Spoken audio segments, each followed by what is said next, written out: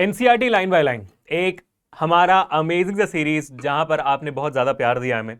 हमने similar motion chapter के लिए किया था और बहुत ज्यादा डिमांड आ रही थी सर इसके लिए आप साउंड चैप्टर भी थोड़ा सा कर दीजिए, क्योंकि साउंड चैप्टर आपका लेटेस्ट चैप्टर का जो शायद आपको स्कूल में समझ नहीं आया होगा। तो welcome to this session people. इसको गलती से भी वन शॉट जैसे मत लीजिए, क्योंकि ये वन शॉट नहीं है। इनफैक्ट मैं आपको उससे भी ज्यादा डीप में एनसीईआरटी में लाइन बाय लाइन पढ़ते हुए आपको सारी इंपॉर्टेंट चीजें मार्क करवाने वाला हूं, सारी इंपॉर्टेंट क्वेश्चन जो आपके फाइनल एग्जामिनेशन में आ सकते हैं उनको मार्क करवाने वाला हूं। तो ये वन शॉट से भी थोड़ा ज्यादा है। हाँ, डीप एक्सप्लेनेशन आज नहीं हो पाएगी, क्योंकि आज हम उसके लिए नहीं है। उसके लिए हमने वन शॉट कर लिया साउंड चैप्टर का पूरा डिटेल में 1-2 घंटे का। आपको बस जाकर उसे देखना है, लिंक डिस्क्रिप्शन में दी होगी आपको पूरे प्लेलिस्ट की। और आपको क्वेश्चंस चाहिए तो क्वेश्चंस में हमने ढेर सारे करा दिए और करवा रहे हैं हर दिन यहाँ पे हमारे इस चैनल में 4 बजे से लेकर रात को 10 बजे तक हमारे सेशन चलती है। तो आप क्लास 9th में पढ़ना है तो इस चैनल को फॉलो करते रहिए। तो make sure to hit the like button, share this video, subscribe to this channel. तो welcome to this session people, this Abhishek, master teacher of physics at Rank Plus. कैसे चल रही है बच्चों जिंदगी? कैसे हो मेरे शेरो शेरनियो? सब बढ़िया? तो मेरे शेरो शेरनियो जल्दी से एनसीईआरटी किताब निकाल दो और एक पेंसिल निकाल दो, और स्टिकी नोट्स है तो वो भी निकाल दो, या तो एक नोटबुक और पेन साथ में निकाल दो, क्योंकि मैं आपको मार्क करवाऊंगा और इंपॉर्टेंट सवाल भी लिखवाते जाऊंगा। या तो पेंसिल से सीधा टेक्स्ट बुक में लिख देना, या टेक्स्ट बुक खराब नहीं करना है तो फिर आप नोटबुक में लिख देना, ठीक है? लेकिन हर एक चीज को मार्क करना, यही आपके फाइनल्स में आएंगे। इसके बाहर आपको टीचर घुमा फिरा के भी सवाल नहीं दे पाएंगे, ठीक है बेटा? चलिए आगे बढ़ते हैं, साउंड चैप्टर को लाइन बाय लाइन रीड करते हुए फोड़ते हैं, ठीक है? आ जाइए, और मैं आपको इसके कौन कौन से एक्टिविटीज इंपॉर्टेंट है, एग्जांपल्स इंपॉर्टेंट है, कौन कौन सा चैप्टर के अंदर का सवाल इंपॉर्टेंट है, कौन सा एक्सरसाइज का भी सवाल इंपॉर्टेंट है, वो भी बता रहा हूं, ठीक है? चलिए आ जाइए बेटा। तो ये आपके इस पूरे चैप्टर का इंट्रोडक्शन है, इसमें ज्यादा टेंशन लेने की जरूरत नहीं है। सीधा आगे बढ़ेंगे और सीधा प्रोडक्शन ऑफ साउंड पे आएंगे, ठीक है? साउंड क्या, प्रोडक्शन ऑफ साउंड क्या होता है? यहां पर कोई साउंड का डेफिनेशन दिया हुआ है? हाँ, साउंड का डेफिनेशन यहां पे दिया हुआ है कि साउंड क्या होती है। तो सारे बच्चे इस थर्ड लाइन को मार्क करेंगे कि sound is a form of energy which produces a sensation of hearing in our ears, ठीक है? ये बहुत बहुत इंपॉर्टेंट है, इसको नोट डाउन करो, ठीक है? और ये आपका साउंड का डेफिनेशन हो जाता है। इसको हम क्वेश्चन नंबर 1 जैसे नोट डाउन करेंगे कि डेफिनेशन ऑफ साउंड क्या है। साउंड क्या होती है? Sound is a form of energy which produces a sensation of hearing, मतलब सुनने की जो क्या कहते हैं सेंसेशन है, वो हमारे दिमाग में, हमारे कानों में जगाता है, वही आपका साउंड होता है, ठीक है? थोड़ा सा आगे बढ़ते हैं और आगे बढ़कर देखते हैं कि भाई और क्या पूछ रहे हैं यहाँ पर। हाँ जी, there are also other forms of energy like mechanical energy, like light energy etcetera. इसमें कुछ और है, conservation of energy which stage that we can neither create not destroy energy, we can just change it from one form to another, when you clap a sound is produced, can you produce sound without. इन सारे सवालों का आज हम जवाब देने भी वाले हैं, ठीक है? अब आती है बारी आपकी नेक्स्ट प्रोडक्शन ऑफ साउंड की, कि साउंड प्रोड्यूस कैसे होता है, और इसकी रिलेटेड आपको एक एक्टिविटी यहाँ पे दी गई है, लेकिन ये एक्टिविटी इंपॉर्टेंट बिल्कुल भी नहीं है। कुछ एक्टिविटीज इस चैप्टर में इंपॉर्टेंट मैं आपको बताऊंगा, लेकिन ये एक्टिविटी बिल्कुल इंपॉर्टेंट नहीं है, don't worry about it. In fact ये जो सेकंड एक्टिविटी है ये भी इंपॉर्टेंट नहीं है, nothing to worry about that. 11.2 का एक्टिविटी भी आपको इंपॉर्टेंट नहीं है। इसमें बस ये बताया जा रहा है कि भाई साउंड कैसे प्रोड्यूस होता है, वो तो यहाँ पे लिखा होगा डायरेक्टली, इसमें टेंशन की बात नहीं, ठीक है? हाँ जी, from the above activities what do you conclude, can you produce sound without a vibrating object? ठीक है, क्या आप बिना वाइब्रेशन के साउंड को प्रोड्यूस कर सकते हैं? सवाल ये पूछा जा रहा है। In the above activities we have produce sound by striking the tuning fork. We can also produce sound by plucking, scratching, rubbing, blowing or shaking different objects. As per the above activities, what do we do to the objects? We set the objects vibrating and produce sound. Vibration, ठीक है? तो yes, how is sound produced? इसका जो सवाल है उसका जवाब ये रहा आपके सामने। We set the objects vibrating and produce sound. Vibration क्या होती है? Means a kind of rapid to and fro motion of an object. The sound of the human voice is produced due to vibrations in the vocal cords. अब यहाँ पे देखो यहां पर आप देखना 3 सवालों का जवाब यहां पर दे दिया गया है, ठीक है? कौन कौन से सवाल है कि भाई साउंड प्रोड्यूस क्यों होती है? वाइब्रेशन की वजह से, ठीक है? साउंड प्रोड्यूस क्यों होती है? वाइब्रेशन की वजह से। आप किसी भी चीज को वाइब्रेट करवाते हो तो साउंड प्रोड्यूस होती है ना? जैसे तबला हो जाए, ड्रम हो जाए, गिटार हो जाए, वाइब्रेशन की वजह से आपका साउंड आता है। और आप देखो अपने गले के ऊपर हाथ रखोगे, आप जब बात भी कर रहे हो ना, तब आपका देखो वोकल कॉर्ड्स वाइब्रेट कर रहा है। तो sound is produce due to vibration. तो ये आपका क्वेश्चन नंबर 2 हो जाता है, इसको नोट डाउन करेंगे कि हाउ इज साउंड प्रोड्यूस। ये वाला सवाल का जवाब ये हो गया, ठीक है? अब नेक्स्ट देखोगे कि वाइब्रेशन क्या होती है। ये वाइब्रेशन का डेफिनेशन है जो कुछ टीचर्स स्कूल्स में पूछ सकते हैं कि वाइब्रेशन क्या होती है। Vibration is nothing but to and fro motion of an object. Vibration क्या ही होती है? मतलब टू एक तरफ गया, फिर वापस आया, फिर वापस गया, फिर वापस आया, वापस गया, वापस आया, वापस आया, तो ये टू एंड फ्रो मोशन को हम कहते हैं वाइब्रेशन। ठीक है, जब उसकी क्या कहते हैं, बॉडी का जो मूवमेंट है वो ज्यादा हो जाता है तब उसको वाइब्रेशन कहते हैं, धीरे धीरे होता है तो उसको हम ऑसिलेशन कहते हैं। बात सही? ठीक है, अब आगे देखते हैं। उसके बाद क्वेश्चन नंबर 4 यहीं पे आ गया है। सॉरी, मैंने बहुत सारे सवाल यहीं पे करवा दिया आपको, सॉरी मतलब क्योंकि है इंपॉर्टेंट तो मैं करवा रहा हूं, है ना। क्वेश्चन नंबर 4 क्या कहता है? The sound of the human voice is produced due to the vibration the vocal cords. ये पूछा जाता है आपको एमसीक्यूज में कि ह्यूमन बॉडी में कौन सा चीज वाइब्रेट करता है कि भाई साउंड प्रोड्यूस होती है, तो वोकल कॉर्ड्स का हो जाता है। ठीक है, thank you so much. Sorry मैं आज पूरा कवर अप करके आया क्योंकि भाई साहब आज तो बहुत ठंडी है, और आज इनफैक्ट मैं जब आ भी रहा था टू व्हीलर से तो बारिश गिरने लगी थी, तो मैं पूरा भीग कर पहुंचा हूँ ऑफिस। मतलब जयपुर में विंटर्स के टाइम में बारिश होती है मुझे नहीं पता था, क्योंकि हम तो बैंगलोर वाले हैं ना, पिछले 10 साल से मैं बैंगलोर में था, तो भाई साहब ठंडी आज बहुत ज़्यादा भी है और मैं भीगा भी हुआ हूँ, तो ज़्यादा ठंड लग रही है मेरे को। हम so sorry about it guys कि आज मैं थोड़ा ज़्यादा कवर अप करके आया, मेरे बस तो मैं एक जैकेट पहन के पढ़ाना शुरू कर लेता, बट थैंक यू। ठीक है, चलिए, when a bird flaps its wings, ये आपका हो गया। अब आगे बढ़ते हैं। If you have never done this, okay cool cool cool cool, ठीक है, ये एक्टिविटी भी इंपॉर्टेंट नहीं है, इसको जाने देते हैं। ठीक है, अब इसके बाद आती है प्रोपगेशन ऑफ साउंड। तो प्रोडक्शन ऑफ साउंड हो गया कि साउंड कैसे प्रोड्यूस होती है वाइब्रेशन से। अब प्रोपगेशन ऑफ साउंड, क्या अभी साउंड ट्रैवल कैसे करती है। प्रोपगेशन का मतलब ये होता है ट्रैवलिंग, प्रोपगेट करना, प्रोपगेट मतलब ट्रैवल करना। ठीक है, अब देखो, sound is produced by vibrating objects, the matter और substance through which sound is transmitted is called a medium. अब इसको नोट डाउन करेंगे कि मीडियम क्या होता है। ठीक है, अब कोई ऑब्जेक्ट साउंड प्रोड्यूस करता है, कोई ऑब्जेक्ट साउंड को सुनता है ना। तो मान लो कि यहाँ इसने साउंड प्रोड्यूस किया और यहाँ पर आप खड़े हुए, तो आपके कान क्या करेंगे, साउंड को रिसीव करेंगे। अब ये जो बीच वाला रास्ता होता है इसको हम मीडियम कहते हैं, साउंड का मीडियम कहते हैं। ठीक है, तो इसको हम मार्क कर लेंगे यहाँ पर, द मैटर और substance through which sound is transmitted is called a medium.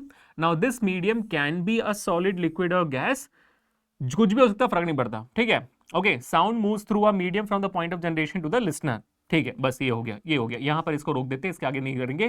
तो ये हो जाता है क्वेश्चन नंबर 5 6, क्या करवाया था मैंने लास्ट 4 करवाया था, तो 5 हो गया। ठीक है, तो ये होगा क्वेश्चन नंबर 5 कि एक मीडियम क्या होती है, और क्या मीडियम आपकी लिक्विड, गैस और साउंड, मतलब सॉलिड, दो तीन हो सकते हैं। हाँ, तीन हो सकती है, साउंड आपकी तीनों मीडियम से ट्रैवल कर सकते हैं, कोई फर्क नहीं पड़ता उसको। ठीक है, तो मीडियम ये हमने लिख दिया।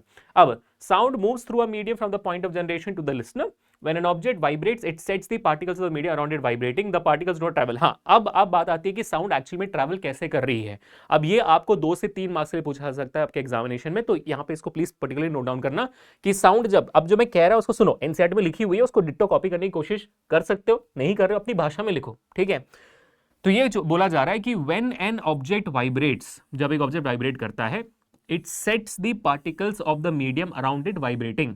वो अपने आसपास के पार्टिकल्स जो एटमॉस्फेयर में है या तो कोई भी मीडियम है, उसको भी वो वाइब्रेशन मोड में डाल देता है, और ये पार्टिकल्स खुद मूव करके आगे नहीं जाती हैं, they do not travel, but the vibrating object into the ear, a particle of the medium contact, a particle of the medium in contact with the vibrating object is first displaced from its equilibrium position. It then exerts a force on the adjacent particle. ठीक है, तो जैसे आपका tuning fork, यहाँ पे tuning fork था, या तो मतलब मान लो मैंने ऐसे हाथों को ऐसे कर दिया, तो क्या हुआ कि भाई मेरे हाथ के सामने जितने पार्टिकल्स थे वो भी ऐसे मूव हुए, है ना। एक पार्टिकल मूव हुआ, सामने गया, वापस आया, उस पार्टिकल ने सामने वाले पार्टिकल को धक्का मारा, तो सामने वाला पार्टिकल सामने जाके वापस आया। अब ये जब सामने गया तो सामने वाले पार्टिकल को धक्का मारा, तो एक पार्टिकल दूसरे पार्टिकल धक्का मारता है, वापस आता है, फिर सामने वाला पार्टिकल धक्का मारता है, वापस आता है। तो ऐसे ऐसे करके आपका साउंड का जो पार्टिकल है, एक मीडियम से साउंड का जो वेव है, वो एक सोर्स से आपके कानों तक पहुंचता है धक्का मार मार के। लिटरली यही आपको ऐसे ही याद रखने की, साउंड कैसे प्रोपोगेट करती है भाई, धक्का मार मार के साउंड प्रोपोगेट करती है। एक पार्टिकल दूसरे पार्टिकल धक्का मारता है, फिर वापस आ जाता है, फिर जिसको धक्का मारा था वो जाता है आगे और धक्का मारता है, वापस आ जाता है। ठीक है, तो धक्का मार मार के, जैसे डोमिनो इफेक्ट होती है ना, डोमिनो इफेक्ट देखा आपने कि भाई सब खिल्लियां खड़ी हुई है, एक खिल्ली गिरा, सारी खिल्लियां गिर जाती है, तो साउंड वैसे ही ट्रैवल करता है बच्चों, ऐसे समझ लो आप। धक्का मार, धक्का धक्का धक्का धक्का करके एंड तक पहुंच गया।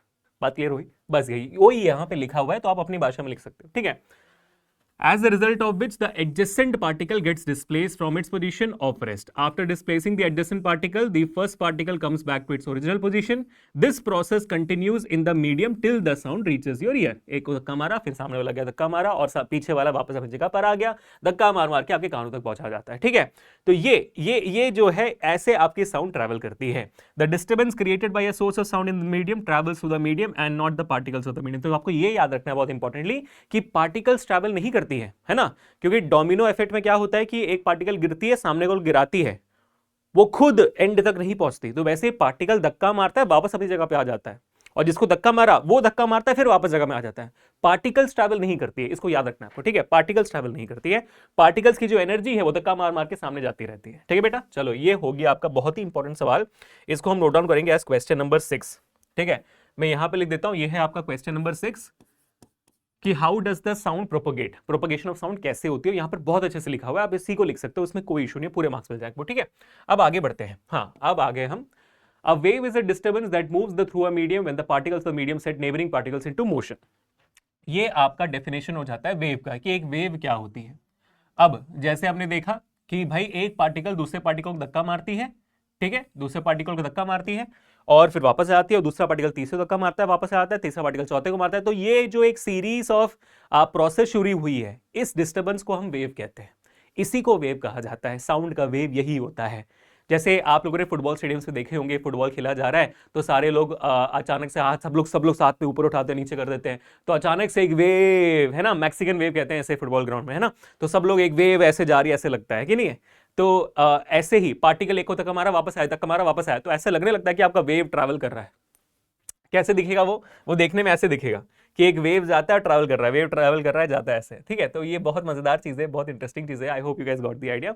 हाँ, वैसे ही मैंने इन सारे वेव्स के बारे में हमारे साउंड के वन शॉट में पढ़ाया हुआ है विद एनिमेशन, तो आप देखना जरूर उसको, है ना। मैं पता नहीं बातें बहुत डीप जा रहा हूँ, मेरे को इतना डीप नहीं जाना चाहिए, क्योंकि इसमें तो मैं से आपको मार्क करवा रहा हूँ, सो सॉरी, मैं डीप नहीं जा रहा अभी, ठीक है, बट ठीक है, गॉट द आइडिया, ओके। तो इसको हम क्वेश्चन नंबर 6 जैसे नोट डाउन करेंगे कि भाई व्हाट इज अ वेव। बहुत बार पूछा जाता है आपके एग्जामिनेशन में। The particles of medium do not move forward themselves, but the disturbance is carried forward. This is what happens during propagation of sound in a medium. Hence, sound can be visualized as a wave. Sound waves are characterized by the motion of particles in the medium and are called mechanical waves. ठीक है, अब ये बहुत important part है कि sound waves mechanical waves क्यों होते हैं, ठीक है। आपको ये जानना चाहिए कि मैकेनिकल वेव्स वो वेव्स होते हैं जिनको ट्रैवल करने के लिए मीडियम की जरूरत होती है। अगर मीडियम नहीं है तो वेव ट्रैवल नहीं कर पाएगा, ठीक है। क्यों? क्योंकि भाई साउंड कैसे ट्रैवल कर रही है, पार्टिकल्स को धक्का मार मार के। पार्टिकल्स ही नहीं होंगे, मीडियम ही नहीं होगी, तो साउंड कैसे ट्रैवल करेगा। इसी वजह से उससे हम मैकेनिकल वेव कहते हैं, और उसका डेफिनेशन यहाँ पे लिखा हुआ है क्वेश्चन नंबर 7 जैसे मार्क करेंगे। और ये सवाल आपको आता है कि why are sound waves mechanical waves, ठीक है। तो ये सवाल यहाँ पर नोट डाउन कर लेना। चलिए आगे भाई, जहां जहां वीडियो पॉज करना है, वीडियो पॉज करे करना, इसलिए ये वीडियो लाइव नहीं है, ये मैं आपको रिकॉर्डेड दे रहा हूं, क्योंकि भाई आप जब चाहे इसको आप पॉज करके आप अपने हिसाब से लिखो, ठीक है। अब air is the most common medium through which sound travels. When a vibrating object moves forward, it pushes and compresses the air in front of it, creating a region of high pressure. This region is called a compression. अब ये आता है आपको सवाल कि compression क्या होती है, रेयरफैक्शन क्या होती है।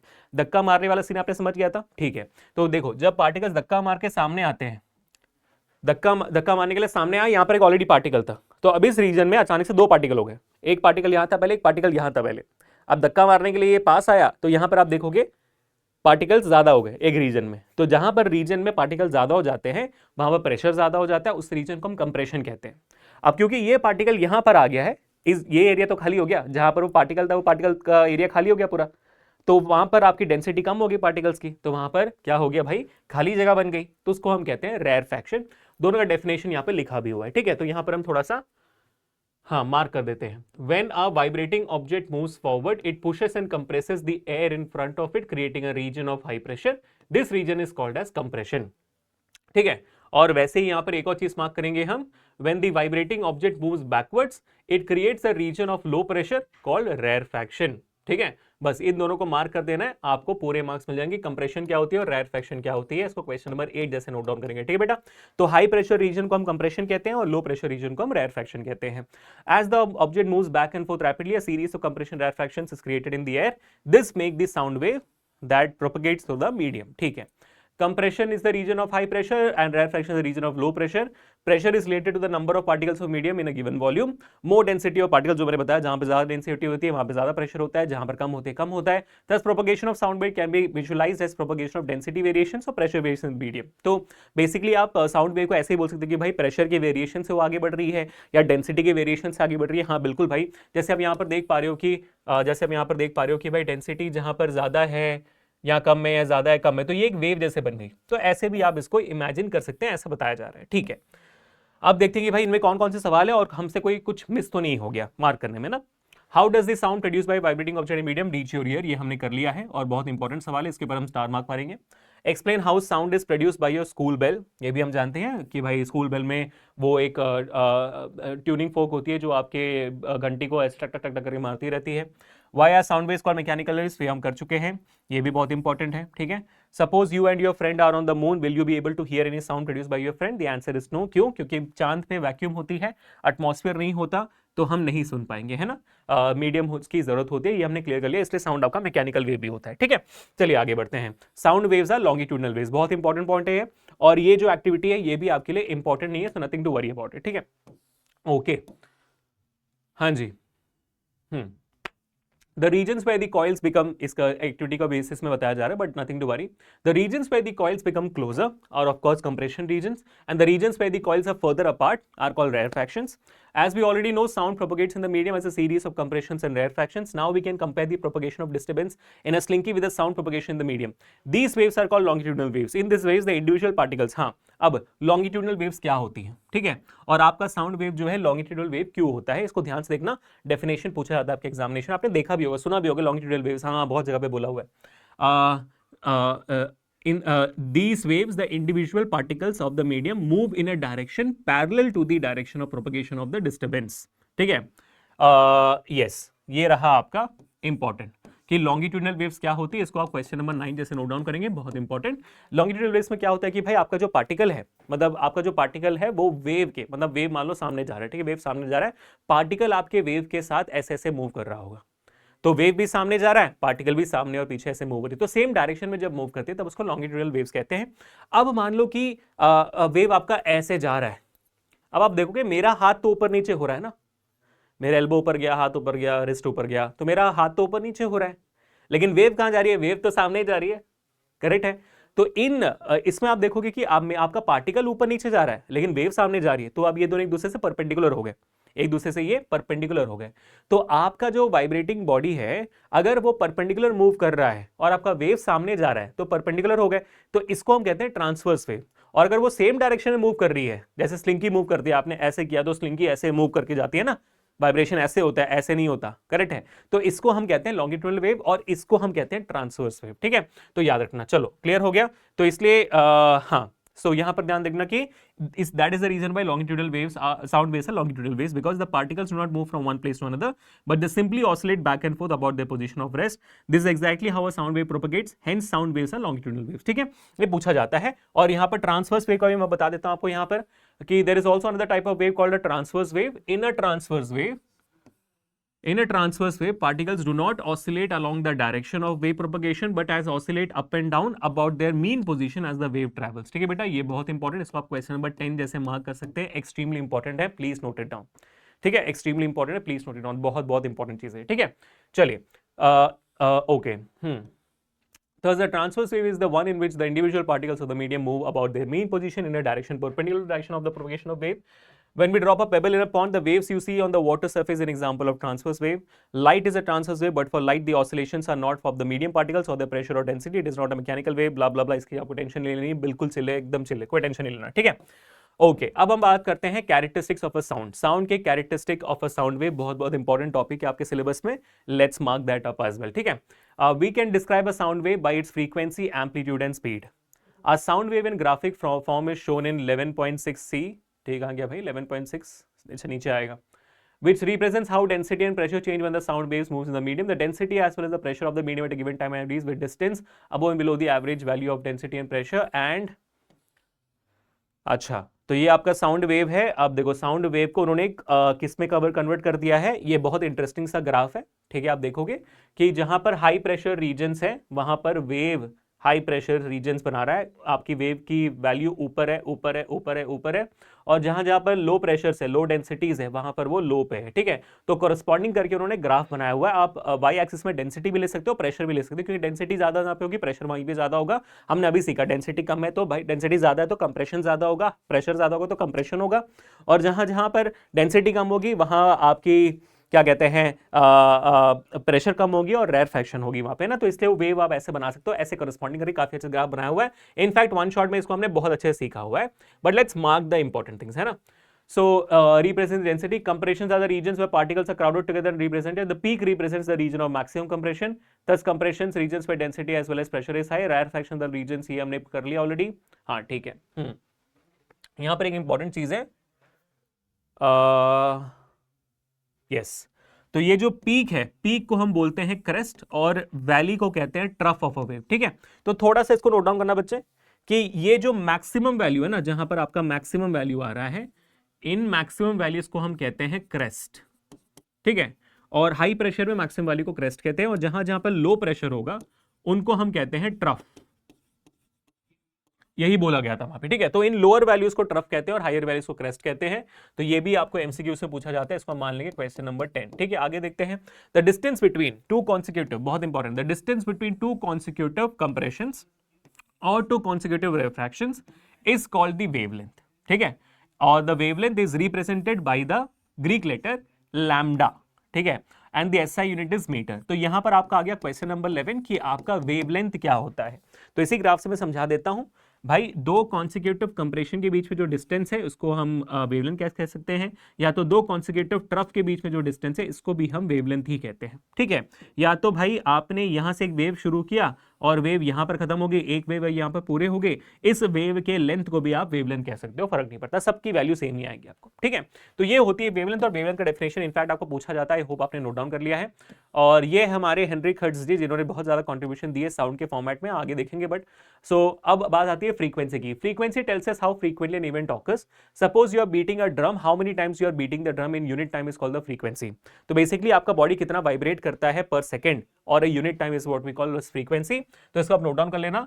How many times you are beating the drum in unit time. तो यहां पर सही डेफिनेशन नहीं लिखा है, तो मैं लिख देता हूं फ्रीक्वेंसी के लिए. ठीक है, तो आप इसको यहां पर नोट डाउन कर लो. ठीक है, वाइब्रेशंस पर सेकेंड और वाइब्रेशंस पर यूनिट टाइम आपकी फ्रीक्वेंसी हो जाएगी, और फ्रीक्वेंसी का एसआई यूनिट यहां पर हो जाएगा हर्ट्स, क्योंकि यहां पर सही तरीके से डेफिनेशन नहीं दी है, मैंने आपको लिखा दिया. ठीक है भाई, हर मिनट हर सेकंड में कितनी आपकी वाइब्रेशंस हो रही है उसको हम फ्रीक्वेंसी कहते हैं, और उसकी एसआई यूनिट होती है हर्ट्स. हर्ट्स क्यों रहती है, क्योंकि भाई वही साउंड वाला कॉन्सेप्ट हेनरिक हर्ट्ज जी. ठीक है, हेनरिक हर्ट्ज जी ने आपके इस साउंड के क्षेत्र में बहुत ज्यादा कॉन्ट्रीब्यूशन दिया था, इसलिए भाई उनको दे दिया. अब आगे. ठीक है, तो अब आते हैं इसके बाद. Okay, The change in density from the maximum value to the minimum value, the again to the maximum value makes one oscillation. The number of such oscillations per unit time. हाँ, यहाँ पे दिया भी है वैसे. The number of such oscillations per unit time is the frequency of the sound wave. यहाँ definition दिया भी गया है.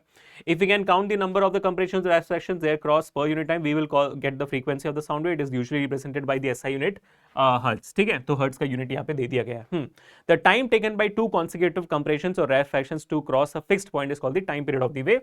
तो ये आ गया आपका time period of a wave का कॉन्सेप्ट. इसको थोड़ा सा नोट डाउन कर लीजिएगा. ये time period of a wave भी आपको एग्जामिनेशन में पूछा जाता है बच्चों. ठीक है, तो ये हम मान लेते हैं क्वेश्चन नंबर 12. ठीक है, चलिए अब आगे बढ़ते हैं. In other words we can say the time taken for a complete oscillation is also called time period. Yes, the time taken, इसको भी आप मार्क कर सकते हो, ये भी time period का ही definition है. The time taken for one complete oscillation is also called the time period of the sound wave. It is represented by capital T. It is SI unit is seconds. ये हम जानते हैं भाई, seconds होता है time period का unit, वो भी हम जानते हैं. ठीक है, ये भी same definition में आप लिख सकते हो. और यहाँ पर frequency और time period का formula भी दिया हुआ है जो important है आपको. ठीक है, ये important है, इसके बाद सवाल आपको पूछा जाता है, तो 4 मार्क मार दिया मैंने यहाँ पर. अब आगे बढ़ते हैं. हाँ जी, both sound travels through the same medium, that is arrive at our ear the same time, both sounds. हाँ. ठीक है, pitch is one of the characteristics. Okay, अब how the brain interprets the frequency of an emitted sound is called its pitch. ठीक है, तो ये आ गया आपका कि पिच क्या होता है. प्लीज नोट डाउन कर लीजिए. how the brain interprets the frequency of an emitted sound is called its pitch. Pitch क्या होता है, बहुत इंपॉर्टेंट है, पूछा जाता है आपको. क्वेश्चन नंबर 13 जैसे नोट डाउन करेंगे. The faster the vibration of the source, the higher is the frequency and the higher is the pitch. Thus the high pitch sound corresponds to more number of compressions and rarefactions passing a fixed point per unit size. ठीक है, तो ये भी आप note down कर लोगे. High pitch sound corresponds to more number of compressions and rarefactions passing a fixed point per unit time. बहुत important है कि भाई आपका पिच क्या होता है. जहां पर ज्यादा फ्रीक्वेंसी होती है वहीं पे ज्यादा पिच होती है. और उससे रिलेटेड जो यहाँ पर आपका डायग्राम है, पिच से रिलेटेड एक डायग्राम बना भी हुआ है यहाँ पर. ये जो डायग्राम है ये बहुत इंपॉर्टेंट है. फिगर नंबर 11.7, लो पिच और हाई पिच के बीच क्या डिफरेंस होती है, ये डायग्राम आपको बहुत बार पूछा जाता है कि बनाकर दिखाओ, तो बना देना आप वहां पे. ठीक है, वो डायग्राम बनाना है आपको. Objects of different sizes and conditions vibrate different frequencies, produce sounds of a different pitch. The magnitude of the maximum disturbance in the medium on either side of the mean value is called the amplitude. हाँ, अब ये भी बहुत important characteristics है. The magnitude of the maximum disturbance in the medium on either side of the mean value is called the amplitude of the wave. It is usually represented by the letter A. हाँ नहीं है ना, यही है, ठीक है. A as shown in figure 11.6c. ठीक है. For sound its unit will be that of density और प्रेशर. तो ये अब एम्पलीट्यूड क्या होती है उसका यहां पर मार्किंग किया हुआ है, इंपॉर्टेंट है बेटा. इसको आप क्वेश्चन नंबर 14 जैसे मार्क डाउन करेंगे कि भाई आपका एम्पलीट्यूड क्या होता है. एम्पलीट्यूड बेसिकली आपका जो ये क्रस्ट से लेकर यहां तक की जो वैल्यू होती है, जो मैक्सिमम वैल्यू होती है, इसे हम एम्पलीट्यूड कहते हैं. तो वही यहां पर मार्क हमने करके दे दिया आपको. ठीक है. अब एम्पलीट्यूड कुछ एक चीज को बहुत डिटरमाइन करते हो, वो क्या है यहां पर देखना. द लाउडनेस और softness of a sound is determined basically by its amplitude. The amplitude of the sound wave depends upon the force with which an object is made to vibrate. ठीक है. ये आपका हो जाता है कि लाउडनेस किस पे डिपेंड करती है, एम्पलीट्यूड पे. पिच किस पे डिपेंड करती है, फ्रीक्वेंसी पे. ये मैंने मार्क करवा दिया आपको. ठीक है. इसको आप क्वेश्चन नंबर 15 जैसे मार्क कर सकते हो कि भाई एम्पलीट्यूड क्या डिटरमाइन करती है, आपका लाउडनेस डिटरमाइन करती है. ओके. तो ये मतलब फॉर एग्जांपल अगर जितने जोर से मैं फोर्स लगाऊंगा उतने जोर से आपकी साउंड की एम्पलीट्यूड होगी ना. जितना कम लगाऊंगा आवाज नहीं आएगी, जितना जोर से लगाऊंगा उतना ही ज्यादा आपको एम्पलीट्यूड आएगा, उतना ही जोर से आपका लाउड होगा वो. तो जितने फोर्स से आप वाइब्रेशंस करवाते हो उसको हम एम्पलीट्यूड कहते हैं. ठीक है. और उसी से लाउडनेस डिटरमाइन होती है. ज्यादा फोर्स लगाओगे तो ज्यादा. अब सॉफ्ट साउंड और लाउड साउंड का जो ये आपका फिगर है, ये भी आपको पूछा जाता है कि ज्यादा लाउड और कम लाउड में क्या है, एम्पलीट्यूड ऊपर नीचे करना होता है. ठीक है. याद रखना इस बात को. ओके. चलिए अब आगे बढ़ते हैं नेक्स्ट पॉइंट पे. हाँ जी. If we hit the table hard we hear a louder sound. Can you tell why? A sound wave spreads out from its source as it moves away from the sound. The amplitude as well as the loudness decreases. Louder sound can travel a larger distance. Shows the wave. Okay. The quality or timbre. ये आ गया आपका आखिरी point. The quality or timbre of sound is that characteristics which enables us to distinguish one sound from another having the same pitch and loudness. ठीक है. तो ये आपका हो गया बहुत बहुत इंपॉर्टेंट क्वेश्चन नंबर 16 कि क्वालिटी और timber of A sound wave क्या होती है. अगर मान लो कि आपके दो साउंड का पिच और लाउडनेस सेम है, फिर भी आप देखोगे कि भाई हम उसके बीच में डिफरेंस पता कर पाएंगे. जैसे गिटार और वायलिन दोनों आपका स्ट्रिंग इंस्ट्रूमेंट्स होते हैं. गिटार और वायलिन दोनों स्ट्रिंग इंस्ट्रूमेंट है, दोनों में से आवाज लेकिन जो आती है वो डिफरेंट लगती है, हमें समझ में आ जाता है. तबला हो जाए और ढोल हो जाए, दोनों के बीच में क्या कहते हैं, मेम्ब्रेन सेम है, सब कुछ सेम है, बट आवाज हमें डिफरेंस क्लियरली समझ आती है क्योंकि उन दोनों की क्वालिटी और टिम्बर अलग अलग होती है. तो क्वालिटी एक ऐसी कैरेक्टरिस्टिक्स होती है साउंड की जो डिफरेंशिएट करवाता है कि आपका साउंड अगर मान लो सेम पिच का है, सेम लाउडनेस का है, फिर भी दो डिफरेंट जगहों से आ रही है, आपको समझाने की कोशिश करता है. ठीक है. तो यही आपका क्वालिटी होती है, तो वो आप नोट डाउन करोगे यहां पर. ठीक है. अब The sound which is more pleasant is said to be a rich quality, a sound of single frequency. हाँ, ये आपको एक मार्क के लिए सवाल आता है बच्चों. A sound of single frequency is called a tone. कि टोन क्या होती है? टोन होती है साउंड विद सिंगल फ्रीक्वेंसी, जो आपको एक एक मार्क के लिए आता होगा, शायद आया भी होगा आपके एग्जामिनेशन में. The sound which is produced due to mixture of several frequencies called a note. अब ये भी सवाल आपको आया होगा एक एक मार्क के लिए कि जिस साउंड में डिफरेंट फ्रीक्वेंसीज होती है एक साथ and is pleasant to listen to. ठीक है. उसको हम नोट कहते हैं, उसको हम क्या कहते हैं, नोट कहते हैं. तो क्वेश्चन नंबर 18. तो जो साउंड की एक ही फ्रीक्वेंसी होती है उसको हम टोन कहते हैं, और जिस साउंड में मल्टीपल फ्रीक्वेंसी होती है उसको हम नोट कहते हैं. ठीक है. तो प्लीज नोट डाउन करना. अब आगे नॉइस क्या होती है, यह भी आपको एक मार्क के लिए पूछा जाता है एग्जामिनेशन में कि noise is unpleasant to the ear, music is pleasant to hear. तो जो भी साउंड होती है अगर आपके कानों के लिए अनप्लेजेंट है तो उसको हम नॉइस कहते हैं. ठीक है. अगर आपके कानों के लिए अनप्लेजेंट है उसको हम नॉइस कहते हैं, और अगर वो प्लेजेंट होगा तो उसको म्यूजिक कहते हैं. ठीक है. बात समझ में आ गई. अब आगे बढ़ते हैं. Which wave property determines loudness and pitch? ये हमने कर लिया है. लाउडनेस एम्पलीट्यूड होती है, पिच फ्रीक्वेंसी होती है. Guess which sound has a higher pitch? Guitar और कार हॉर्न. ये गेस करिए आप, मुझे कमेंट सेक्शन में बताना. कार हॉर्न की पिच ज्यादा है या आपके गिटार की. ठीक है. चलिए अब आगे बढ़ते हैं.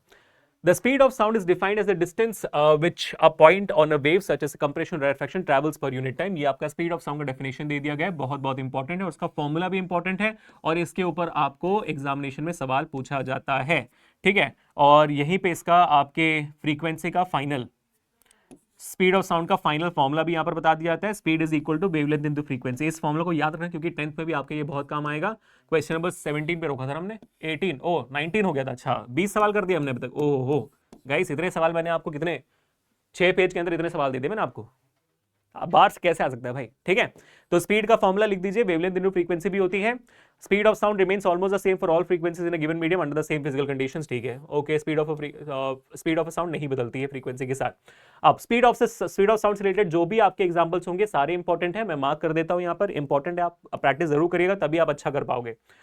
What are wavelength, frequency, time period, ये सब कर लिया हमने। How are the wavelength and frequency of sound wave related to its speed? Formula नीचे हमने मार्क कर दिया है। Calculate the wavelength, फॉर्मूला नीचे मार्क कर दिया है। Person is listening to a tone 500 Hz, ये भी हमने मार्क कर दिया है, ठीक है। सो वही सेम फॉर्मूला सबके। अब बात ये आती है आगे, और क्या बच गया भाई साहब। The amount of sound energy passing each second through unit area is called the intensity of sound. Again एक मार्क का सवाल आपके सामने कि इंटेंसिटी ऑफ साउंड क्या होती है। एक पर्टिकुलर एरिया से, मतलब इस एरिया से जितनी साउंड पर यूनिट एरिया निकल रही है ना, पर यूनिट एरिया निकल रही है, उसको हम कहते हैं इंटेंसिटी ऑफ साउंड, ठीक है। तो ये आप मान लीजिए क्वेश्चन नंबर 21 जैसे, we sometimes use the term intensity loudness interchangeably but they are not the same. Intensity और लाउडनेस सेम नहीं होती है, डिफरेंट डिफरेंट होती है। लाउडनेस आप जितने आवाज से मेरे बोल को सुन रहे हो उसको लाउडनेस कहते हैं, और इस एरिया से, एक पर्टिकुलर एरिया से आपकी साउंड की एनर्जी कितनी निकल रही है उसको हम इंटेंसिटी कहते हैं, भूल मत जाना, ठीक है। Loudness is a measure of the response of the ear to the sound. आप क्या सुन रहे हो वो लाउडनेस होती है। एक एरिया से इतनी साउंड, मतलब एक एरिया से अगर मान लो आपके कान थोड़े खराब है तो आप कम लाउड सुनोगे, लेकिन इंटेंसिटी आपके कानों तक सेम पहुंच रही है ना। आप मान लो मेरे सामने दो लोग खड़े हैं और एक का कान थोड़ा सा खराब है, दोनों तक इंटेंसिटी सेम पहुंच रही है लेकिन अलग अलग सुन रहे हैं। किसी किसी को तेज सुनाई देता है, किसी किसी को कम सुनाई देता है, करेक्ट है। तो लाउडनेस इज सब्जेक्टिव। और ये भी सवाल अगर आपके टीचर अच्छे होते हैं सवाल देंगे, व्हाई इज लाउडनेस सब्जेक्टिव, क्योंकि वो सब्जेक्ट पे डिपेंड करता है कि मतलब जो इंसान है वो सुन रहा है उस पर डिपेंड करता है, और आपका जो इंटेंसिटी है वो सब्जेक्टिव नहीं है, वो कांस्टेंट होती है सबके लिए, ठीक है। So loudness is a measure of the response to the ear to the sound. Even when two sounds are of equal intensity, we may hear one as louder than the other simply because our ears detect it better. That's all. ठीक है, I hope you got the idea. वो सवाल भी शायद आपको आ सकता है कि लाउडनेस और इंटेंसिटी में क्या डिफरेंस है। मैं इसको मार्क करवा देता हूं, है ना, ताकि आप एग्जामिनेशन में आ जाए तो आप लिख दो, है ना। तो मैं इसको मार्क करवा देता हूं, इसको मैं क्वेश्चन नंबर 22 जैसे बोल देता हूं। चलो ठीक है, अब आगे बढ़ते हैं, आ जाओ। देखो पूछा भी गया distinguish between loudness and intensity of sound, पता चला आपके एग्जामिनेशन में आ गया और फिर मैंने मार्क नहीं करा तो मैंने मार्क करवा दिया, ठीक है बेटा। Speed of sound in different media बहुत आसान है, ठीक है। Sound propagates through a medium at a finite speed. The sound of a thunder is heard a little later than the flash of the light is seen, so we can make out that sound travels with a speed which is much less than the speed of light. हाँ ये भी है कि why do you hear thunder before your ठीक है, मतलब why do you see the lightning much before the thunder, because speed of light is much greater than the speed of sound, है ना। तो वो यहाँ पर मार्क्ड है, मैं मार्क करवा देता हूँ। The sound of a thunder is heard a little later than the flash of light is seen. That sound travels with a speed which is much less than the speed of light, ठीक है। तो ये आपका question हो जाता है question number 22, ठीक है। हाँ जी, the speed of sound depends on the properties of medium through which it travels. You see, the speed of sound in a medium depends on the temperature of the medium. The speed of sound decreases when we go from solid to gaseous state. Note down कर लो। Speed of sound in a medium depends on the temperature of the medium. Yes, temperature पे depend करती है, mentioned है आपके लिए। And also the speed of sound decreases when we go from solid to gaseous state. यानी कि solid में सबसे ज्यादा speed होती है, फिर liquid में, फिर gas में, ठीक है। तो ये आपको नोट डाउन करना है, ये पूछा जाता है आपको एग्जामिनेशन में, क्वेश्चन नंबर 23। हाँ, यहाँ पर डिफरेंट मीडियम्स के स्पीड ऑफ साउंड दी गई है, आपको याद करने की जरूरत नहीं है। क्या क्या याद रखना है आपको, इन जनरल मैं बता देता हूँ। इन जनरल आपको एयर की स्पीड याद रखनी है, हवा में कितनी स्पीड आपके साउंड की, और पानी में कितनी स्पीड आपके साउंड की, वो आपको याद रखनी है। आप इन जनरल 1400 याद रखोगे तो काफी है, 1400, और यहाँ पर 340 याद रखोगे तो काफी है, ठीक है। इतना याद लो काफी है, सॉलिड में तो आपको याद रखने की जरूरत नहीं है, ठीक है। हाँ, और ये सवाल हमने कर लिया है, in which of the three medium it will be faster, water और आयन। ऑफ कोर्स आयन में होगा क्योंकि आयन सॉलिड है। The sound travel the faster at a particular temperature, ये लिखा हुआ है ना यहीं पे, ठीक है। ये नोट डाउन कर लो बच्चों, ये इससे रिलेटेड है, टेम्परेचर के पॉइंट से रिलेटेड है। The speed of sound increases if we increase the temperature. अगर आप टेम्परेचर बढ़ाओगे तो स्पीड ऑफ साउंड इंक्रीज करेगी। The speed of sound in air is 331 metre per second. The speed of sound at a particular temperature in various mediums. अच्छा ठीक है, तो यहाँ पे क्या पूछा हुआ है, does sound travel the fastest eight a particular temperature. Solid में ही होगा और कुछ नहीं होगा, ठीक है। रिफ्लेक्शन ऑफ साउंड पे हम आ चुके हैं। The sound bounces off a solid or a liquid like a rubber ball bounces off a wall. Like a light, sound gets reflected at the surface of solid or liquid and follows the same laws of reflection as you have studied in your earlier classes. The direction in which the sound is incident and is reflected make equal angles with the normal to the reflecting surface. मतलब जो आपने बचपन में 8th grade में पढ़ा होगा कि भाई लाइट रिफ्लेक्ट कैसे करती है, angle of incidence equal to angle of reflection, जो आपने सीखा हुआ ना एग्जैक्टली उसी तरीके से आपका साउंड भी ट्रैवल करता है। ठीक है, उसका एक्सपेरिमेंट यहाँ पर दिया भी हुआ है, उसमें कोई टेंशन लेने की बात नहीं है, इट्स फाइन। अब बारी आती है मोस्ट प्रोबेबली आपके इस पूरे चैप्टर का क्या कहते हैं, almost end of this chapter पे हम आ चुके हैं। एको के बारे में बात करने वाले हैं, उसके बाद फिर हम आगे बढ़ेंगे। स्ट्रक्चर ऑफ ह्यूमन ईयर है नहीं, तो एको हो जाएगा, रिफ्लेक्शन के बाद फिर अल्ट्रासाउंड वगैरह आ जाएंगे, उससे बात खत्म हो जाएगी। ठीक है, if we shout or clap near a suitable reflecting object such as a tall building or a mountain, we will hear the same sound again a little later. This sound which we hear is called an echo. ठीक है, तो ठीक है, the sensation of sound persists। हाँ ठीक है, तो echo क्या होती है? echo होती है the sound which you hear after reflection of the sound, उसको हम echo कहते हैं। यहाँ पे मार्क करवा देता हूँ, यार लेकिन सही डेफिनेशन नहीं दिया हुआ है।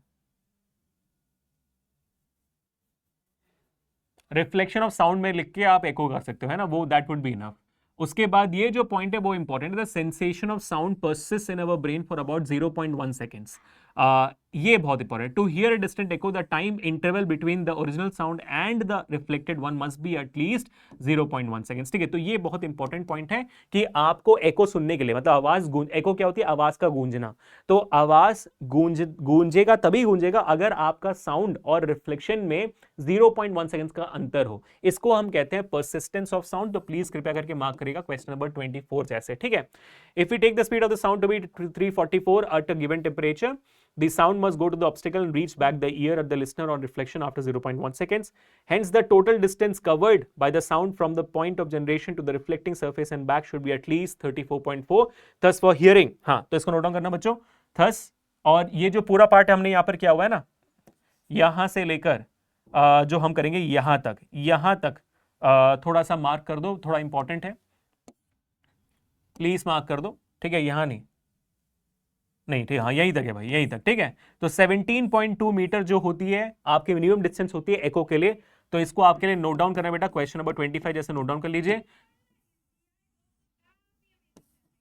ठीक है बेटा, बढ़िया, समझ में आ गई, नोट डाउन कर लो। डन, समझ में आ गया, चलो ठीक है, अब आगे बढ़ते हैं। 17.2 मीटर्स का मिनिमम डिस्टेंस आपका बना होना चाहिए साउंड के बीच में। और वैसे ही ये इंपॉर्टेंट है कि भाई 0.1 सेकंड्स के बाद आपका रिफ्लेक्शन ऑफ साउंड है, तभी आपको आवाज गूंजती हुई दिखाई देगी। ठीक है, क्लियर हो गया सबको, एकदम परफेक्ट है। चलिए अब आगे बढ़ते हैं, रिवर्बरेशन पे आते हैं। echoes may be heard more than once due to successive or multiple reflection, the rolling of thunder. Okay.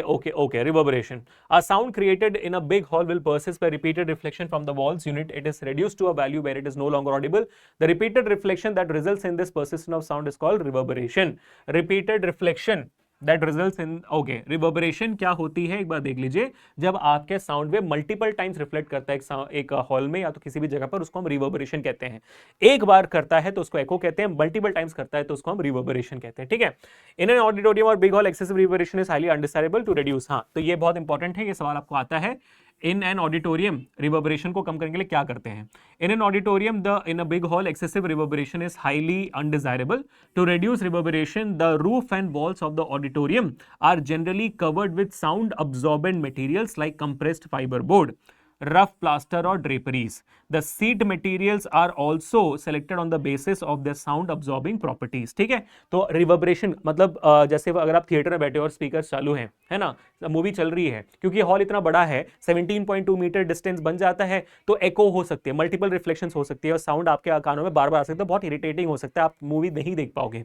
तो उसको कवर करने के लिए आपका पूरा थिएटर साउंड अब्सॉर्ब करता है। जैसे हमारा ये स्टूडियो है, इसमें भी साउंड अब्सॉर्ब करने के लिए हमारे दीवार पे प्लास्टर्स लगे हुए हैं। ठीक है, साउंड बाहर भी ना जाए, बाकी लोगों को डिस्टर्बेंस ना हो और आवाज ना गूंजे। ठीक है, वरना माइक में आपको भी आवाज गूंजते आवाज आएगी। ठीक है, क्योंकि 17.2 मीटर डिस्टेंस अचीव हो जाता है, जिसकी वजह से ये एको होने लग जाती है। तो उसको करने के लिए सीट से लेकर पूरा का पूरा दीवार जो है 17.2 मीटर का जो बना हुआ है पूरा हॉल, उसमें हम साउंड अब्सॉर्ब मटेरियल्स लगा देते हैं। ठीक है, चलिए बहुत बढ़िया, अब आगे बढ़ते हैं। यहाँ पर ये न्यूमेरिकल आया हुआ है आपके मेरे ख्याल से एग्जाम्पल से, तो ये इंपॉर्टेंट है, आप नोट डाउन कर लेना। एको के बेसिस में एको के सारे सवाल इंपॉर्टेंट है बेटा। ठीक है, ये भी बहुत इंपॉर्टेंट है। अब users of multiple reflection of sound, megaphones हो गया, uses multiple reflection of sound आपको पूछी जाती है कि कैसे यूज करते हैं, मेगाफोन्स के लिए इस्तेमाल होता है। फिर आगे मेरे ख्याल से स्टेथोस्कोप भी आएगा, हाँ स्टेथोस्कोप भी आ गया, ये भी इंपॉर्टेंट है, स्टेथोस्कोप कैसे इस्तेमाल होता है, बस थोड़ा सा पढ़ लेना एक बार आप, फिर अपनी भाषा में आप लिख दोगे। हाँ फिर ये बारी आती है कि भाई सीलिंग्स ऑफ कॉन्सर्टेड हॉल्स थोड़ा सा कर्व्ड होते हैं, ऐसा क्यों होता है, वो भी बहुत इंपॉर्टेंट सवाल, इसको मैं अलग से मार्क करा लेता हूं, ये बहुत बार पूछा गया है। हाँ देखो यहाँ पे, the ceilings of concert halls, conference halls and cinema halls are covered so that the sound after reflection reaches all corners of the hall. ठीक है, ये बहुत इंपॉर्टेंट है। Sometimes a curved sound board may be placed behind the stage so that the sound after reflecting from the sound board spreads evenly across the width of the hall. ठीक है, तो आपका जो हॉल होता है वो curved होता है, क्योंकि कर्व से क्या होगा, रिफ्लेक्ट करके आपके हॉल के पीछे तक आपकी आवाज जाएगी। तो ये कॉन्सर्ट हॉल का कर्व क्यों होता है, ये सवाल पूछा जाता है आपके एग्जामिनेशन में, यहाँ पर भी लिखा होगा, देखो why are the ceilings of the concert halls covered, important है। ठीक है, बहुत बढ़िया। चलिए अब आगे बढ़ते हैं, रेंज ऑफ हियरिंग में बहुत बहुत इंपॉर्टेंट टॉपिक है रेंज ऑफ हियरिंग, मैंने आपको बताया हुआ है पहले। ठीक है, चलो तो बच्चों अब तक वीडियो अच्छी लग रही है तो make sure to hit the like button, बढ़िया मजा आ रहा है सबको। और हाँ मैं आपको बताना चाहूंगा कि दोबारा वन शॉट हमने करा हुआ है, क्वेश्चंस प्रैक्टिस कर लिए, सबका प्लेलिस्ट डिस्क्रिप्शन में। आज के सेशन में मैं आपको सिर्फ और सिर्फ चैप्टर पढ़ के, लाइन बाय लाइन पढ़ के, हर एक लाइन से निकलने वाले इंपॉर्टेंट सवाल को बताते जा रहा हूं। ठीक है, आप नोट डाउन करते जाना। आप देखना अभी तक हमने 9 पेज कर लिया और 9 पेज के अंदर कितने भाई 24 क्वेश्चन हमने मार्क कर दिया, 24 क्वेश्चन। ठीक है, आपके एक्सरसाइज के अलावा। आगे The audible range of sound for human beings, ये आपका important, the audible range of sound for human beings extends from about 20,000 hertz, बहुत बहुत इंपॉर्टेंट, बहुत बहुत इंपॉर्टेंट, नोट डाउन कर लीजिए क्वेश्चन नंबर 25। ठीक है, children under the age of 5 and some animals such as dogs can hear up to 25 kilohertz. As people grow older, their ears become less sensitive to higher frequencies. Sounds of frequencies below 20 hertz are called infrasonic. Please note down करो guys. Sounds of frequencies below 20 hertz are called infrasonic sound और infrasound. This is कि infrasonic का definition क्या होता है, note down करा दिया। वैसे ही आपके लिए दूसरा भी होगा। If we could hear infrasound, we would hear the vibrations of a pendulum just as we hear the vibrations of the wings of a bee. Rhinoceroses communicate using infrasound of frequency as low as 5 hertz.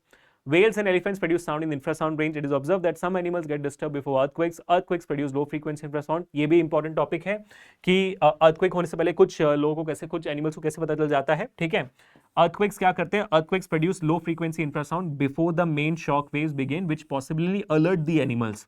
ठीक है, तो इस वजह से आपके कुछ animals alert हो जाते हैं। इसको आप क्वेश्चन नंबर 27 जैसे नोट डाउन करोगे। आगे, frequencies higher than 20 kilohertz are called ultrasonic और ultrasound.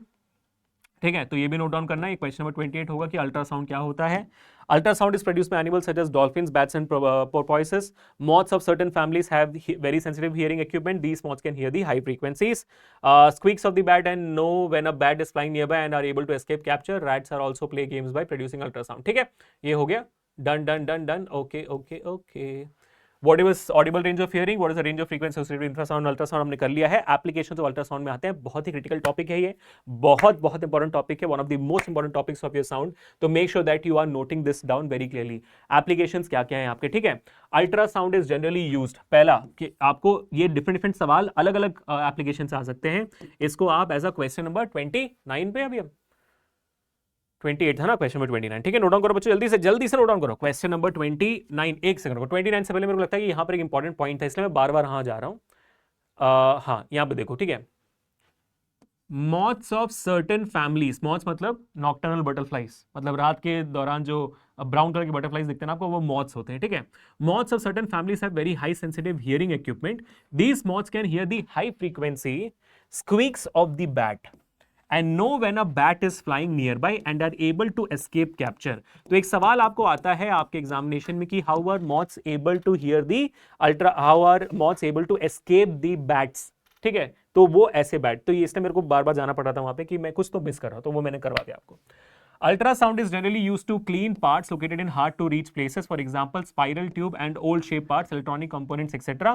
Objects to be cleaned are placed in a cleansing solution and ultrasonic waves are sent into the solution. Due to the high frequency, the particles of dust, grease and dirt get detached and drop out. The object thus get thoroughly cleaned. ये आपका बहुत important question कि how are ultrasound used for cleaning purposes. अब ये भी बहुत important है, question number 30 में जैसे नोट डाउन करेंगे कि how are ultrasound able to detect cracks in, दीवार के अंदर क्रैक कैसे पता चलेगी। तो ultrasound can be used to detect cracks and flaws in metal blocks. कैसे, ध्यान से देखो।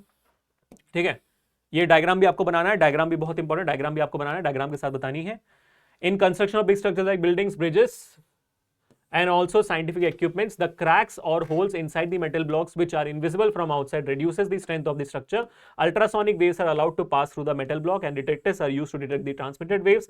If there is even a small defect, the ultrasound gets reflected back indicating the presence of the flaw or defect. ठीक है, तो ये आपका पूरा डेफिनेशन हो जाता है कि भाई क्यों आपका डिफेक्ट पता करने के लिए अल्ट्रासाउंड का इस्तेमाल किया जाता है। तो होता क्या है कि जैसे मान लो कि बीच में यहां पर क्रैक है, अल्ट्रासाउंड इस साइड से दी जाती है और अगर पूरी की पूरी साउंड यहां तक पहुंच गई, डिटेक्टर ने डिटेक्ट कर दिया तो बढ़िया है, नहीं तो क्रैक क्या करेगी, क्रैक आपके साउंड को रिफ्लेक्ट कर देगी। तो आप देखोगे बीच वाले डिटेक्टर में कोई अल्ट्रासाउंड नहीं आ रहा, तो ये समझ में आ जाता है कि अच्छा यहां पर क्रैक है, ठीक है, क्योंकि साउंड यहां तक पहुंची नहीं है। ठीक है, चलो अब आगे बढ़ते हैं। Ordinary sound of longer wavelengths cannot be used for such purpose as it will bend around the corners of the affected location and enter the detector. Ultrasonic waves are made to reflect from various parts of the heart and from the image of the heart. This technology, तो मतलब अब ultrasound का इस्तेमाल हम hospitals में कैसे करते हैं, प्लीज नोट डाउन करो। अल्ट्रासोनिक वेव्स ये नहीं है, एक सेकेंड, टन टन टन टन, ओके, सीधा इसको मार्क कर लो कि कैसे एकोकार्डियोग्राफी के लिए, मतलब आपको बताया नहीं जाएगा एकोकार्डियोग्राफी एक्सप्लेन करने के लिए, आपको बस ये मेंशन करना है कि अल्ट्रासाउंड का इस्तेमाल एकोकार्डियोग्राफी, आपने सुना होगा ईसीजी का नाम है ना, ईसीजी आपके जो हॉस्पिटल्स में होती है उसको हम कहते हैं एकोकार्डियोग्राफी, जिसका ये पता करने के लिए किया जाता है कि आपके हार्ट के मसल्स बराबर पंप कर रहे हैं कि नहीं, तो इसका इस्तेमाल किया जाता है वहां पर। वैसे ही ultrasound scanner is an instrument which uses ultrasonic waves for getting images of internal organs of the human body. ठीक है, तो ये अल्ट्रासाउंड भी अल्ट्रासाउंड के तरीके से इस्तेमाल किया जाता है, अल्ट्रासोनोग्राफी कहते हैं उसे, है ना। तो जहां पर आप जाते हो और अपना कोई भी मस्कुलर ऑर्गन का आपको अगर अल्ट्रासाउंड निकालना कि कैसे आपका काम कर रहा है, पैनक्रिया हो जाए, ग्लैंड्स हो जाए, कुछ भी चीज हो जाए, तो कैसे काम कर रहा है वो देखने के लिए आपका अल्ट्रासाउंड का इस्तेमाल किया जाता है। तो yes, it's very useful in the hospital scenario. Kidney हो जाते हैं, बहुत important. It helps the doctor to detect abnormalities such as stones in the gallbladder and kidney or tumors in different organs. In this technique, the ultrasonic waves, ठीक है, इसको मैं question number 32 लिख रहा हूं, ठीक है, हाँ, और यहां से भी ला रहा हूं, ओके। इन दिस टेक्निक, ये भी यहां से आएगा ना, हाँ, in this technique the ultrasonic waves travel through the tissues of the body and get reflected from a region where there is a change of tissue density। ठीक है, ये भी आपको नोट डाउन कर लेना चाहिए, साथ में लिख पाओगे फिर उसे। ओके, क्या हो गया, ये रिपीट हो गया क्या पेज? अच्छा, ये पेज रिपीट हो गया मेरे ख्याल से गाइस, टेंशन नहीं लेंगे फिर। ओ खत्म, यस, हाँ, okay. These waves are then converted into electrical signals that are used to generate images of the organ. These images are then displayed on a monitor and the film. This technique is called as the ultrasonography. तो आपको ultrasonography explain करने के लिए पूछा जा सकता है, जो मैंने वहां पर ऑलरेडी क्वेश्चन नंबर 32 जैसे मार्क करवा दिया है आपको। और examination of foetus during pregnancy detect congenital defects and growth abnormalities. Ultrasound में भी employed to break small stones. हाँ, अल्ट्रासाउंड का इस्तेमाल किडनी स्टोन्स को ब्रेक करने के लिए किया जाता है, जो बहुत ज्यादा यूजफुल हो जाती है आपके हॉस्पिटल सिनेरियो में। ये भी सवाल आपको पूछा जाता है। तो दिस बिकम्स क्वेश्चन नंबर 33। तो बच्चों आप देख सकते हो कि भाई कैसे हमने पूरे चैप्टर को लाइन बाय लाइन पढ़ के सबसे इंपॉर्टेंट सवाल 33 इंपॉर्टेंट क्वेश्चंस मैंने आपको चैप्टर के बीच में से निकाल के दे दिए। इसके बाहर आपको साउंड चैप्टर से कुछ भी नहीं आ सकता है, ठीक है। आई नो कि इस रीडिंग में थोड़ा सा वक्त लगा है, but this was a very useful session. I hope you guys got the idea. तो अब हम क्या करेंगे, अब जाकर हम सीधा एक्सरसाइज में जो सबसे इंपॉर्टेंट क्वेश्चन उसको भी मार्क कर लेते हैं, ताकि आपका पूरा ये साउंड चैप्टर का कंप्लीशन मिल जाए आपको, ठीक है। आई एम होपिंग कि आपने सारे क्वेश्चंस नोट डाउन कर लिया, बहुत इंपॉर्टेंट है, ठीक है। What is sound, how is it produce, हमने मार्क कर दिया ऑलरेडी बच्चों, ठीक है। Describe with the help of a diagram how compression and rarefaction, ये भी हमने मार्क कर दिया है। Why is sound by called longitudinal wave, हमने मार्क कर लिया है। Which characteristics of sound helps you to identify your friend by his voice, quality, हमने मार्क कर लिया है। फ्लैश एंड थंडर, यस, ये भी हमने मार्क कर दिया है कि लाइटनिंग थंडर से क्यों ज्यादा तेज होती है। A person has a hearing range, इसका न्यूमेरिकल का फॉर्मूला हमने मार्क कर लिया है। Two children are opposite ends of an aluminum rod. One strikes the end of the rod with a stone. Find the ratio of times taken by the sound wave in air in aluminum to reach the second child. इसमें आपको tension लेने की जरूरत नहीं है, क्योंकि फिर आपको इसके लिए टेबल रेफर करना पड़ेगा, which is not important, so we'll not discuss about that. The frequency of sound wave is 100 hertz. How many? ये हमने कर लिया है। Does sound follow the same laws of reflection as light does? Yes, हम जानते हैं, कर लिया हमने। When a sound is reflected from a distant object and echo is produced, let the distance between the reflecting surface and the source of sound production remains the same. Do you hear echo sound on a hotter day? Yes, we will hear an echo. Maybe not. क्यों? Hotter day में temperature बढ़े तो speed of sound बढ़ सकती है, तो हो सकता है कि एको आपको सुनाई ना दे, ठीक है। Give two practical application reflection of sound base, हमने कर लिया था। अल्ट्रासाउंड हो सकता है आपका, क्या कहते हैं, क्रैक्स के लिए हो सकता है, या तो स्टेथोस्कोप हो सकता है, कॉन्सर्ट हॉल्स के लिए हो सकता है, हमने सब किया हुआ है। ये हमारा न्यूमेरिकल है, ये बहुत ज्यादा इंपॉर्टेंट है, स्टार मार्क मार दीजिए। स्टोन इज ड्रॉप वाला क्वेश्चन बहुत इंपॉर्टेंट आपके एग्जामिनेशन में आता है। ये न्यूमेरिकल भी बहुत इंपॉर्टेंट है। What is reverberation, yes important सवाल है, please make it note. What is loudness of sound, कर दिया है। How is ultrasound use for cleaning, important. Explain out defects, important. ठीक है, तो ये 17 सवाल में से मैंने आपको सबसे इंपॉर्टेंट करवा दिया है, मार्क करवा दिया है, और साथ ही साथ जो इंपॉर्टेंट नहीं उनको कैंसिल आउट कर दिया है, और जो हमने कर लिया है इस चैप्टर में, जो बीच में मैंने लिखवा दिया है वो सारे इंपॉर्टेंट है। तो एक चैप्टर से मैंने मेरे ख्याल से भाई कुछ 40-45 क्वेश्चंस मैंने आपको दे दिया है कुल मिलाकर, एक्सरसाइज को मिलाकर, जो सबसे ज्यादा इंपॉर्टेंट है आपके लिए। तो I really hope that this session was helpful. और अगर आपको ऐसा ही सेशन बाकी चैप्टर्स के लिए भी चाहिए, जैसे हमने मोशन और साउंड का कर लिया, साउंड का डिमांड आया था मोशन चैप्टर में, अब आपकी जो नेक्स्ट चैप्टर की डिमांड है, do let me know in the comment section, उस चैप्टर के लिए मैं आपको ला दूंगा। अगर डिमांड नहीं आएगी तो हम नहीं करेंगे।